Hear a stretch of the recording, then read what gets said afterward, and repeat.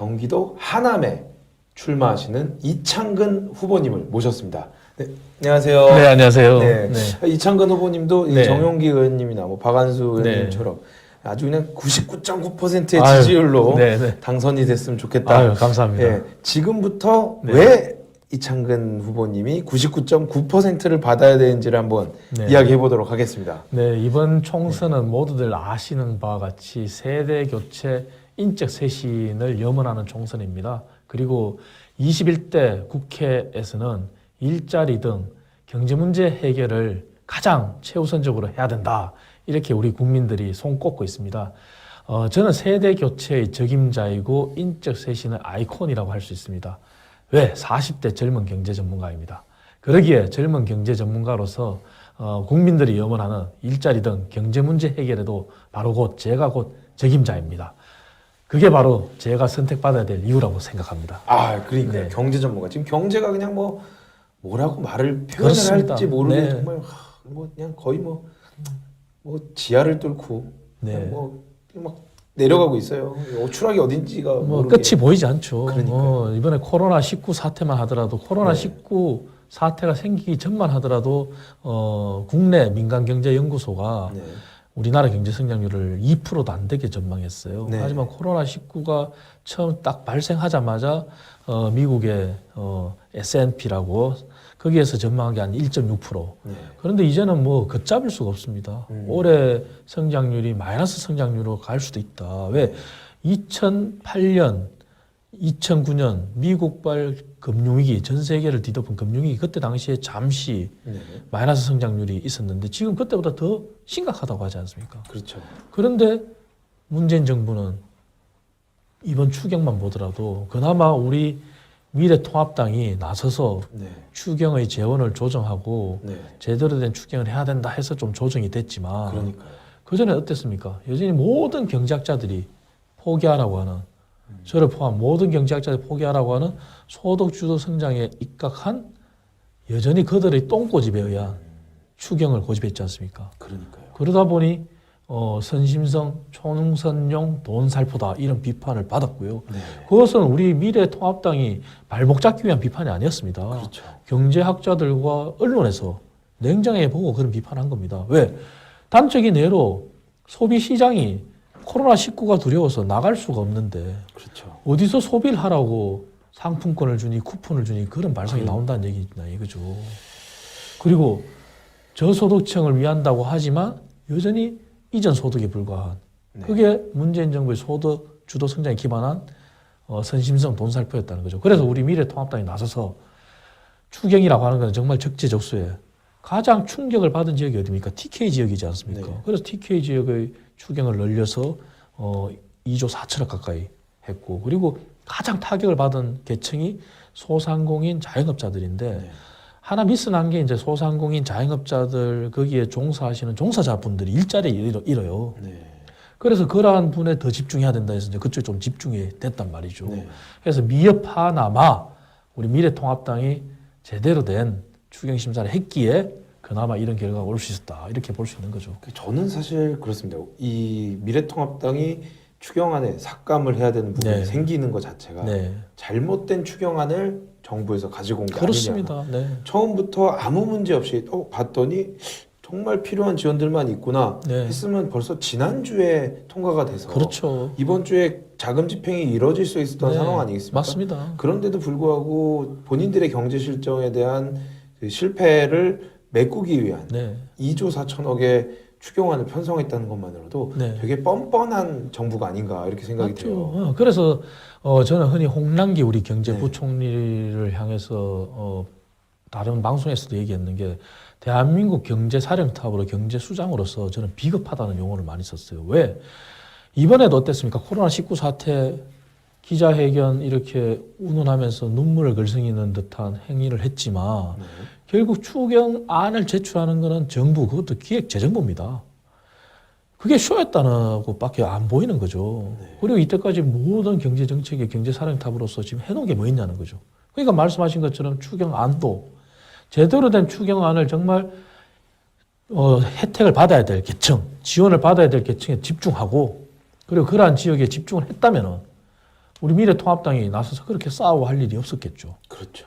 근데 그나마 어쨌든 우리 미래통합당이 나섰기 때문에 이제 그나마 구색을 갖춘 추경이 될 수 있었던 건데 이제는 추경 이후에 더 들여다봐야 될 게 또 하나 있습니다. 네. 추경 재원만 마련하면 뭐하냐는 거죠. 규제 샌드박스를 외치는 게 문재인 정부 아니겠습니까? 그렇죠. 근데 소상공인 자영업자들의 긴급 자금 지원을 하는데 심사가 2달이나 걸려요. 그러니까 추경을 통과시킨 건 이제 국회 몫으로 미래통합당이 나서서 어쨌든 조정을 해서 통과시켰단 말이죠. 그 집행에 있어서 규제 샌드박스를 외치는 문재인 정부 경제사령탑이라고 하는 홍남기 부총리 네. 정신 차려야 된다는 거죠. 여전히 그냥 탁상 공무원식, 네. 그러니까 공무원의 복지 부동 네. 거기에 입각해서 한다면 규제 샌드박스라는 용어 자체도 더 이상 밥상에 올리면 안 된다는 거죠. 네. 예, 그래서 추경은 통과도 중요하지만 이제는 집행의 속도가 중요하다.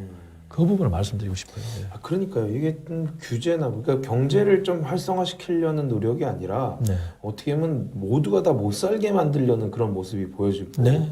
그런 모습들이 이제 이번 코로나 사태로 인해서 더 심각해진 그런 상황 맞습니다. 아니겠습니까? 네. 그렇기 때문에 저는 이 경제가 가장 문제인데 지금 이제 시청자 여러분들께서는 조금 이제 잘 모르신 분이 계실 수도 있는데 우리 이창근 후보님이 심지어는 서울대학교에서 강의를 하실 정도로 서울대 교수님, 예, 정말 그 우리나라 최고의 대학이라는 서울대학교 학생들을 경제학을 가르쳤던 이런 어마어마한 능력을 소유하고 계신 분이니까 이런 분이 경제 이야기를 하는 건 정말 믿을 만한 이야기다. 여러분들께서도 믿고 이창근 후보님이 하시는 얘기가 맞다고 생각하셔도 된다. 이렇게 좀 말씀을 먼저 드리고요.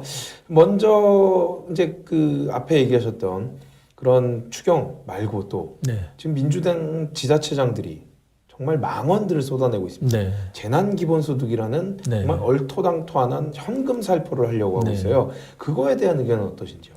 그 부분은 도대체 그 발상이 어디서 나왔는지 참 안 봐도 뻔합니다. 네. 근데 사례를 자꾸 홍콩 사례를 드는데요. 네. 경제 위기를 타파하기 위한 굉장한 엄청난 외부 충격이 필요하다는 차원에서 그러한 얘기가 도입되고 하는 거는 가능합니다. 네. 그런데 홍콩이라고 하는 거는 그래서 홍콩 그 전 국민들에 대해서 소득세를 일시에 감소를 해줬고 홍콩 달러 1만 달러 수준의 소득을 기본적으로 다 제공했다는 것이죠. 네. 그런데 우리나라는 그 여건이 다릅니다.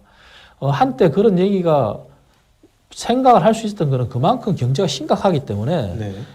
반어적으로 네. 역설적으로 정부가 추경을 11조 7천을 마련했다고 하는데 추경안을 들여다보니 네. 경제 위기 타파는커녕 자신들의 입맛에 맞는 자신들의 지지계층을 확보하기 위한 꼼수의 돈 살펴에 불과하니 차라리 그런 추경을 하지 말고 그럴 바에 전 국민한테 전부 다 혜택이 가게 해서 경제를 살릴 수 있는 방향의 추경을 하라. 그런 식의 얘기가 반어적으로 네. 역설적으로 나온 거는 가능합니다만 민주당 지자체장들이 얘기하는 재난 기본소득을 주자. 그거는 역시 마찬가지로 꼼수에 불과한 것이죠. 네. 그래서 그거는 말도 안 되는 것이고 우리나라 경제 규모가 이제는 홍콩하고는 다르지 않습니까? 네. 인구가 5천만이 넘고 경제활동 인구가 절반이라고 하는 약 2,500만이라고 한다면은 네. 정부가 정말 신경 써야 될 부분은 일정 규모 이하, 즉 규모의 경제에서 살아갈 수 없는 그러한 소상공인 자영업자 중에서도 영세 자영업자들, 생계형 서비스업이라고 하죠. 네. 그리고 또 거기에 종사하는 분들, 네. 그분들에 대한 지원을 위한 이런 건 가능하지만 그냥 무조건 재난소득 기본적으로 다 주자. 이거는 정말 말도 안 되는 돈 살바에 불과하고 네. 흔히 말하는 재정학에서 말하는 매몰 비용. 그렇게 줘본들 경제가 살아나지도 않는다는 것이죠. 그래서 거기에 대해서는 맞지 않다. 우리나라 경제 규모나 실정에도 맞지 않고 그리고 정부 여당의 꼼수 그 의도가 잘못 의심스럽다 이렇게 보는 것이죠. 그러니까 뭐 좀 계속 제가 이제 몇몇 분들 인터뷰 그리고 이제 현장에 갔을 때도 뭐 얘기를 했지만 어떻게 보면 이건 매표 행위로 그렇습니다. 바라볼 만한 그런 상황이다. 네. 그런 얘기고 이게 이제 뭐 그런 겁니다. 단순히 돈을 준다고 해서 경제가 활성화될 거였으면 활성화돼서 뭐 세수가 증대하고 우리나라 경제가 다시 옛날처럼 역동적으로 뛸 수 있다면 돈을 무슨 100만 원이면 아깝겠습니까? 그렇죠. 1인당 1억도 줄 수 있는 거 아니겠습니까? 이미 그 결과는 우리가 잘못 봤지 않습니까? 네. 경제정책이라고 하는 것은 경제정책을 집행한 뒤에 항상 시차가 따르기 마련이지 않습니까? 올해 경제정책 효과가 올해 나타나진 않습니다. 네. 돈을 살포해서 그나마 문재인 정부가 기어코 꾸역꾸역 맞춰서 경제성장률을 맞춘 거는 정부 재정으로 돈을 거의 쏟아붓다시피 해서 네. 겨우겨우 맞췄는데 그게 어떻게 경제 위기를 타파하고 장기 지속적인 경제성장 여건을 마련했다고 하겠냐 이거죠. 그렇죠. 그래서 저희 미래통합당이 과거 집권 여당 시절 때 불과 전 정부 때만 보더라도 경제 혁신했죠. 그리고 4대 구조 개혁이라고 해서 공공개혁, 노동개혁, 교육개혁, 금융개혁, 특히 공공개혁 부분은 어땠습니까? 공공기관의 방망 경영 건절과 부채 감축이란 걸 했고 공공기관의 성과급도 성과연봉제라는 걸 도입했고 공공기관의 살 빼기를 쉽게 말해서 도입을 했어요. 그리고 네. 공공기관의 기능 조정을 통해서 정말 공공기관이 대국민 서비스를 잘할 수 있도록. 네. 근데 문재인 정부 들어와서 어떻게 됐냐 이거죠. 다 백지수표로 돌아갔고 네. 공공기관은 비대해졌고 네. 비정규직의 정규화라는 논리를 내세워서 비대화시켜놓고 실질적으로 비정규직이 제대로 정규직으로 됐냐 이거죠. 안 됐죠. 그것도 안 됐지 않습니까? 그리고 또 어땠습니까? 성과연봉제라고 하는 재원을 마련했지만 그거를 꼼수로 기금을 마련해서 실제 실상을 들여다보니 친여 단체들에 대해 노조단체 이런 데 간접비 형태로 지급하는 보조금 형태 지급하는 그런 형태로 전락했지 않습니까? 그러다 보니 우리가 경험한 대로 문재인 정부의 돈 살포에 의한 그러한 경제학 교과서도 없는 정책이 소득주도 성장 정책. 네. 이전 소득이 불과한데 실질적으로 자영업자 저소득층이 정말 잘 살게 됐냐 이거죠. 오히려 저소득층은 더 못 살게 됐습니다. 네. 통계가 증명해 주지 않습니까? 그렇죠. 자영업자는 더 몰락했지 않습니까? 네. 그러니까 문재인 정부의 돈 살포에서 자꾸 경제 살리겠다 그렇게 하겠다 이거는 우리나라 경제 현실에는 안 맞는 거고 경제학 교과서에도 없다는 거죠. 그러니까요. 뭐 예를 들면 산유국들 있지 않습니까? 뭐 아랍에미레이트라든지 뭐 사우디아라비아 그리고 뭐 카타르 이런 곳에서는 국민들에게 기본소득을 주긴 하는데 그거는 사실 그 인구나 경제 그렇습니다. 규모에 비해서 원유 수출로 얻는 정부의 이익이 엄청나기 때문에 네. 그리고 자신들의 이 집권을 유지하기 위해서 국민들에게 돈을 주는 거잖아요. 그렇죠. 그런 것과 우리나라의 상황은 완전히 다른 거잖아요. 다르죠. 우리나라도 뭐 사우디만큼 원유를 팔아서 돈을 번다면 국민들이 사실 편하게 매달 기본소득을 받을 수도 있는 거지만 네. 좀 자원도 없는 우리나라가 정말 노동지향적인 산업 그리고 뭔가 아이디어를 팔아서 돈을 버는 나라가 그런 걸 할 수 있는 상황도 아닌데 그렇죠. 이야기하는 것 자체가 정말 경제학의 기본도 안 돼 있고 정말 뭐를 원하는 건지 모르겠다 이렇게 좀 판단하고 싶어요 저는. 네, 맞습니다. 그래서 지금 문재인 정부가 지금까지 경제학 교과서도 없는 소득주도 성장 정책이라고 해서 해온 걸 보면은 네. 그들이 얘기하는 뭐 장기 집권 플랜과 결부돼 있다고 저는 생각을 해요. 네. 왜냐? 우리나라는 이미 GDP가 1,800조가 넘었었어요. 정부 재정은 GDP의 4분의 1도 안 되는 수준입니다. 올해 슈퍼 재정이라고 해서 500조를 돌파한 재정을 수립했지만 네. 우리나라 GDP 규모에 국내 총생산 규모의 약 4분의 1 정도 수준밖에 되질 않는다고 보는 거죠. 네. 그러면 정부가 민간 영역을 끌어가는 시대는 지났다는 거죠. 네. 그러니까 정부의 재정 지출을 그렇게 쏟아부어도 성장률이 과거처럼 2% 3% 느는 게 아니지 않습니까? 네.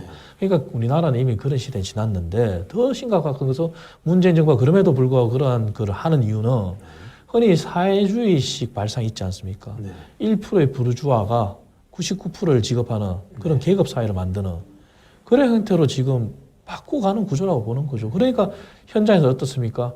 실업급여 관련돼서 제도도 허술하게 하고 늘려주고 그리고 당장에 뭐 온갖 이전 소득에 해당하는 수당들, 청년 수당 뭐 등등등 수도 없이 많지만 과연 그게 우리 청년들을 위해서 정말 미래를 위해서 할 수 있냐고 할 수 있는 거라고 보는 거냐 이거죠. 그게 아니고 오히려 청년들을 더 피폐하게 만들고 나 일하는 청년과 일하지 않는 청년과 비교했을 때도 편하게 살겠다. 그러면은 사회주의식의 그냥 99%의 프로레타리아 그룹처럼 그런 형태로 전락하는 거죠. 그러나 그들이 집권 세력과 맞물려서 이렇게 정책을 펴다 보니 경제학 교과서도 맞지 않는 시장 경제도 맞지 않는 자꾸 그런 발상이 나오는 것이고 정부의 재정은 그러면은 향후 정부 부채가 이제 1,000조 넘었습니다. 그러니까요. 얼마 안 가서. 그럼 그 뒷감당을 지금은 당장에 그러한 얄팍한 그런 꼼수에 의한 미끼에 현혹되지만 그 부담을 결국 우리 청년들이 다 따놔야 됩니다. 그러니까요. 네. 참 걱정이 많고 네. 그리고 이렇게 경제 전문가인 이창근 후보님이 국회로 가셔서 이러한 말도 안 되는 경제 정책을 다 부셔버릴 수 있는 네. 그런 기회를 하남 주민분들이 좀 주셔야 된다 이렇게 생각을 하고요. 일단 경제는 어쨌든 살려야 됩니다. 그렇습니다. 예, 그러기 위해서는 이창근 후보님 여러분들이 99.9%의 지지율로 당선시켜줘야 된다 이렇게 말씀을 드리고 이제 지역 얘기를 좀 해보겠습니다. 네, 네. 지역구 하남인데 하남이 요즘에 이제 뭐 대규모 아파트 단지도 생기고 변화되는 도시예요. 맞습니다. 이 변화되는 도시에 뭔가 현안 사업은 어떤 게 있고 이창근 후보님만의 또 현안을 해결할 수 있는 방법은 어떤 게 있는지 좀 들어보고 싶습니다. 대표적으로 저는 이제 하남에 이번에 우리 미래통합당의 후보자로 네. 이제 공식 임명이 되고 이제 나서게 됐는데요. 실제 제가 하남에 거주한 지는 한 22년째 됩니다. 네. 98년 12월 1일로 지금까지 살고 있는데요. 단적인 예로 제가 하남에 처음 이주했을 때 그때는 제가 정치권에 몸을 담지 않은 신분이었습니다. 네. 그런데 그때 당시에 지역의 모든 정치인들이 얘기를 했고 20년간 제가 들어온 얘기가 하남에는 자족 기능이 필요하다. 배드타운인데 이걸 극복하겠다. 이런 말만 유무성했는데 실제 지금도 여전히 하남은 배드타운입니다. 인구는 폭발적으로 늘었어요. 우리 시청자 여러분들이 아시는 바와 같이 위례 신도시라고 하는 부분에서도 하남이 네. 일정 부분 차지하고 있고요. 그리고 대표적인 미사 신도시. 네. 그래서 하남의 인구가 이제 27만 한 2천여 명 정도가 됩니다. 네. 그리고 두터운 청년층을 형성하고 있습니다. 하지만 여전히 그들이 직주일치라고 하는 직장과 주거가 일치하는 게 아니라 서울로 상당수가 출퇴근을 하는 네. 그런 형태죠. 그래서 결국 하남은 자족기능 확충이 가장 근본인데 네. 지금까지 접근 방식이 참 잘못됐던 것 같습니다. 네. 왜냐? 하남은 수도권 중에서도 8당이 수도권 주민들의 식수원을 책임지는 8당이라는 수자원이 있고요. 네. 그리고 또다시 하남은 인구가 폭발적으로 늘다 보니 네. 과밀 억제 권역으로 지정이 됐어요. 그 네. 얘기는 인구 유발 시설이 들어올 수가 없다는 것이죠. 그 유발 시설 중에도 특히 제조업은 더더욱이 안 된다는 거죠. 산업단지라는 개념이. 그게 하남에 안고 있는 문제인데 네. 그러한 하남의 특성을 알고 하남의 산업의 유치나 하남의 어떤 식으로 방향을 가야 될 거나 정해야 되는데 그렇게 못됐다는 것이죠. 그래서 저는 이번에 내놓은 공약이 하남은 문화, 창조, 산업이라고 하는 네. 그리고 관광 자원을 바탕으로 관광 산업이라고 하는 네. 그리고 의료 관광이라고 하는 그러한 방향으로 하남은 갈 수밖에 없다. 네네. 지역 구조가. 그래서 그런 방향에서 하남을 이끌고 그러다 보면은 창조 산업이라는 게 지난 우리 미래통합당 전신인 새누리당 시절에 네. 창조 경제라는 걸 얘기했고 창조 산업을 붐을 시켰습니다. 네. 그래서 수많은 창작자들이 나타나고 그러한 대표적인 창조 경제 기업이 우리 흔히 알 수 있는 뭐 배달의 민족이라든지 등등 여러 가지 그런 창의적인 기업이 많이 생겼지 않습니까? 네. 그러면은 거기에 기업들이 어디 위치하는가가 중요하지 않아요. 네. 왜? 그러한 기업들은 대규모 인프라를 요구하는 그러한 공장을 지을 필요도 없고 네. 그런 게 창조 기업이고 창조 산업인데 그러한 기업들이 하남으로 몰린다면 자연스럽게 하남에 일자리가 생기고 사람들이 모이고 하남에서 판교로 출퇴근하는 분들도 하남에서 강남으로 출퇴근하는 분들도 네. 하남으로 자리 잡을 수 있다는 것이죠. 그래서 네. 하남이 가는 방향은 결과적으로 문화 창조 산업, 의료 관광 그리고 관광업 육성 이런 방향으로 가되 어쨌든 기업을 유치하고 산업을 유치할 수 있는 방향으로 하겠다. 이렇게 이제 방향을 잡고 있습니다. 네. 그러니까 이제 어쨌든 여러 가지 이슈가 있지만 그런 창조적인 기업, 그런 네. 4차 산업에 걸맞는 맞습니다. 기업들을 네. 유치를 하셔서 네. 직장이 좀 가까운 분들이 좀 있을, 뭐 모두가 다 거기서 일을 하실 수는 네. 없으니까요. 네. 좀 가까운 분들을 좀 만들겠다 이런 말씀이시고, 그리고 이제 그 강동을의 이재영 네, 후보가 네. 나오셨을 때 이야기하신 게 이제 지하철 연장과 관련된 이슈도 이제 하남에 있는 거 아니겠습니까? 네, 그 부분에 대한 거는 어떻게 좀 보시는지요? 지하철은 이런 겁니다. 지하철과 같은 대규모 SOC 그리고 우리가 지하철 외에도 이제 광역 도로라고 하는 그런 대규모 SOC는 국회의원 한 사람 힘으로 결정되는 게 아닙니다. 네. 다시 말해서 하남이 지하철 5호선 문제는 이제 일단락이 됐고 네. 올해 안에 어쨌든 1단계 구간은 개통이 됩니다. 네. 전 단계 구간 개통은 올해 안에 단언컨대 올해 안에 되겠다, 안 되겠다 이렇게 말씀을 드릴 수는 없는 상황이에요. 네. 어차피 코로나19 영향도 있고 그리고 열차가 투입되고 나서도 시운전 10개월이라고 하는 법적 요건을 갖추고 안전을 점검해야 되기 때문에 네. 근데 어쨌든 지하철 5호선 문제는 건설이 되고 있고 개통까지 어쨌든 이미 일단락이 된 문제입니다. 네. 하지만 지하철 5호선이 들어온 배경도 네. 아까 제가 자족도시라는 게 하남에 제가 98년 12월에 들어오자마자 들었던 네. 얘기듯이 네. 그때부터 20년간 들은 얘기가 지하철 5호선 개통이었습니다. 많은 정치인들이. 네. 그런데 어느 누구도 하지를 못하고 네. 희망 고문만 남발했었어요. 그런데 미사 신도시라고 하는 네. 대규모 택지 개발이 되면서 네. 신도시 광역교통 계획에 의해서 이명박 정부 때 아. 우리 미래통합당의 전신이 한나라 때 된 겁니다. 국가 계획에 의해서. 그래서 일단락이 된 거고. 네. 그러면 이제 지하철 9호선과 지하철 3호선 얘기가 이제 하남에 있습니다. 그리고 또 문재인 정부가 주장하는 GTS A, B, C 노선에 이어서 GTS D 노선이 이제 하남으로 유치하겠다 이런 공약을 모든 후보들이 내놓고 있습니다. 네. 그것도 마찬가지입니다. 지하철 9호선 부분은 사실 박근혜 정부 때 네. 우리 전신이 새누리당 때 3차 국가철도망 계획에 포함이 됐었어요. 네. 하지만 국가철도망 계획에 포함이 된 게 중요한 게 아니라 네. 그 다음 단계 광역교통시설의 선정이 돼야 됩니다. 네. 그래야지 시행이 된다는 것이죠. 네. 플랜이 있고 시행 단계로 가야 되는데 그걸 못했던 것이죠. 기존의 정치인들이. 그래서 지하철 9호선은 아직도 표류하고 있는 거고요. 그리고 지하철 3호선은 3기 신도시 네. 8호선 아닌가요? 예, 3호선이. 3호선. 8호선. 8호선 아닙니다. 저희는 3호선입니다. 3호선이. 네네.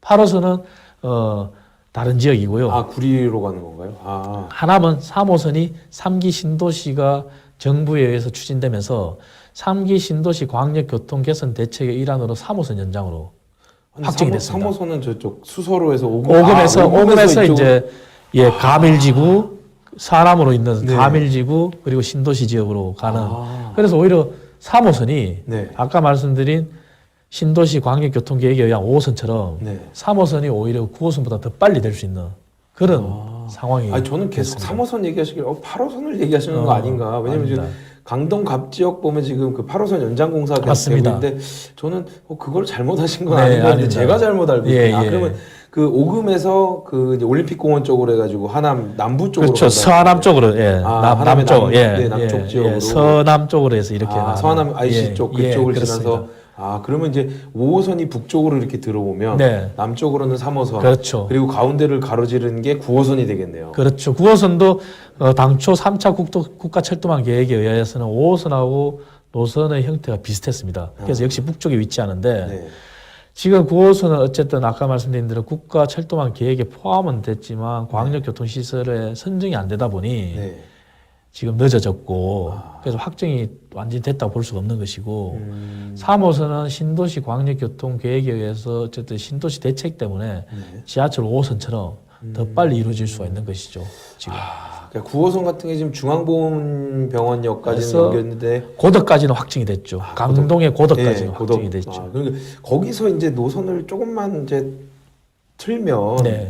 그러니까 이제 하남시 전체를 봤을 때는 북쪽에서 오는 전철, 남쪽에서 오는 전철, 가운데를 뚫는 전철 이렇게 하는 게 사실 제일 좋은 계획 아니겠습니까? 제일 좋은 계획인데 하남을 이제 말씀하신 것처럼 하남을 가운데 구도심을 기준으로 놓고 봤을 때 북측은 신도시 지금 미사 네. 신도시이고 남측은 이번에 3기 신도시를 포함한 서하남에 위치한 가밀지구라고 하는 네. 그쪽으로 볼 수 있습니다. 네.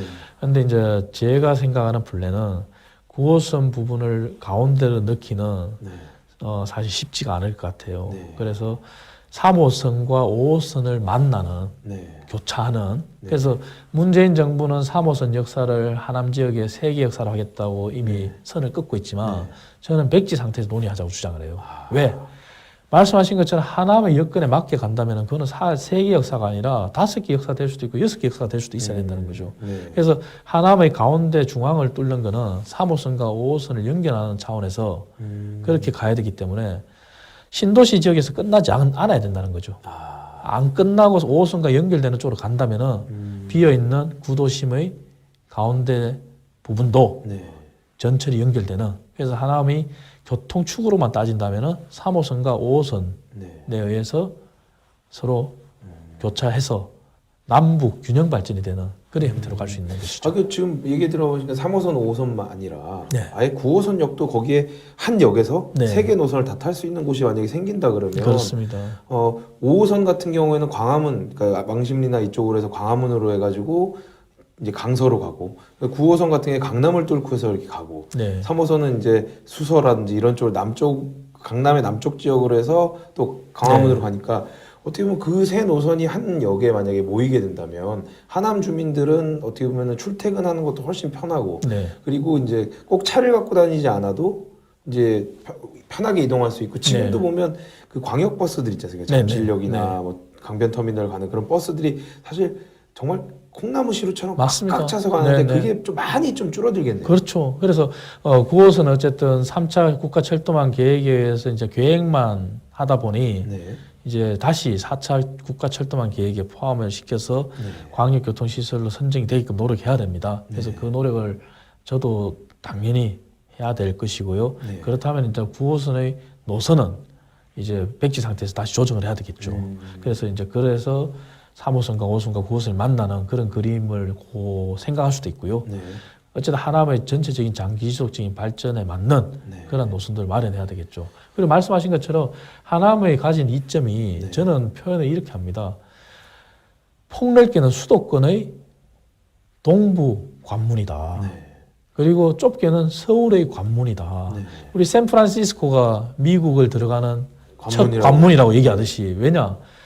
지하철만 보더라도 5호선이 연결이 됐기 때문에 네. 서울로 들어가는 관문의 역할을 하는 거고 네. 3호선이 이제 3기 신도시 계획에 의해서 된다면은 역시 하남의 남쪽을 통해서 서울로 들어간 관문이 되고 더 중요한 거는 중부 고속도로라는 자산이 있지 않습니까? 거기다가 이제 서울 춘천 고속도로도 사실상 그렇습니다. 하남까지 네. 그 다리를 건너고 이제 하남에서 시작이 되는 거잖아요. 그렇기 그렇습니다. 때문에 예. 강원도로 가는 길 그리고 남쪽으로 가는 길을 네. 다 이제 사통팔달의 길이고 또 이제 서울 수도권 외곽순환 고속도로도 있고 제2 이제 수도권 외곽순환 고속도로도 하남 인근을 지나가게 맞습니다. 되는 거잖아요.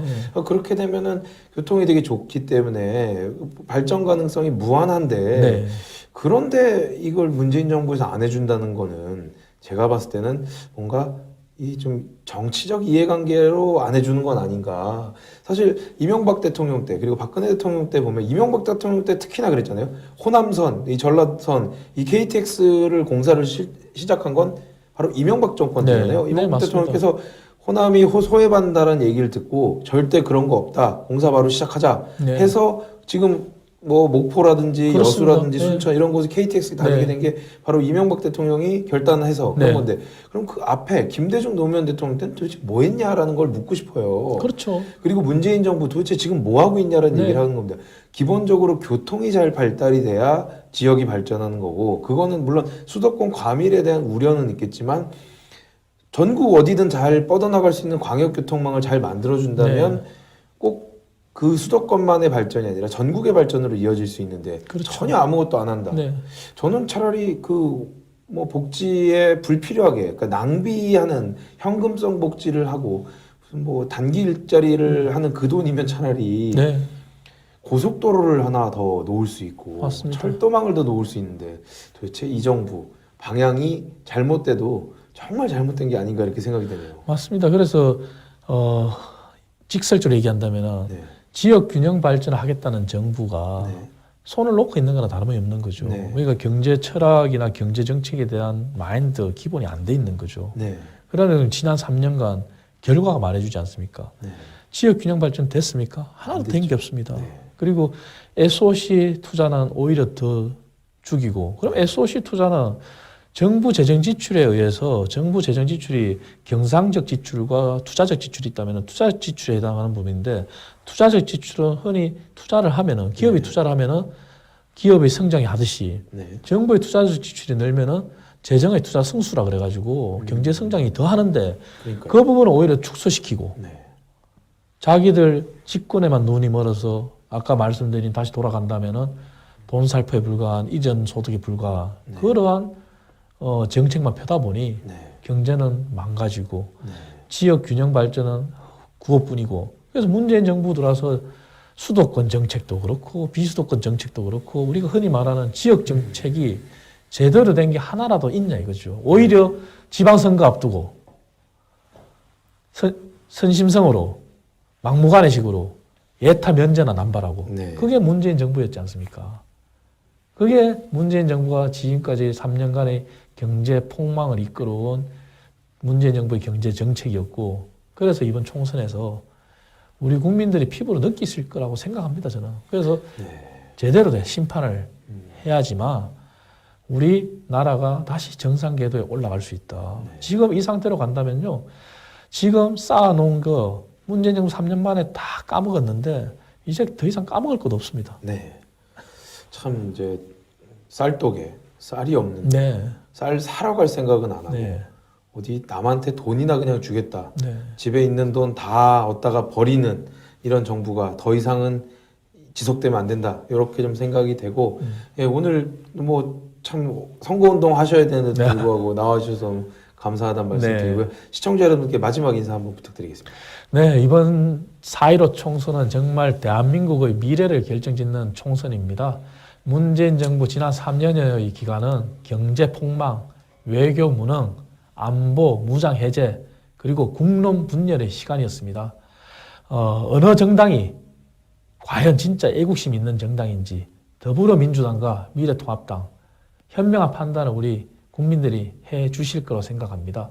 그리고 각 지역구에서 고군분투하는 후보들도 마찬가지로 생각합니다. 어느 후보가 정말 그 지역과 대한민국의 올바른 발전을 이끌 수 있는 후보인지 현명한 판단을 해 주시리라 생각합니다. 저 역시 미래통합당 후보로서 오로지 국민만 바라보고 가겠습니다. 투철한 애국심을 바탕으로 열심히 하겠습니다. 국민 여러분들께서도 애국심의 발로로 현명한 판단을 해주시기 바랍니다.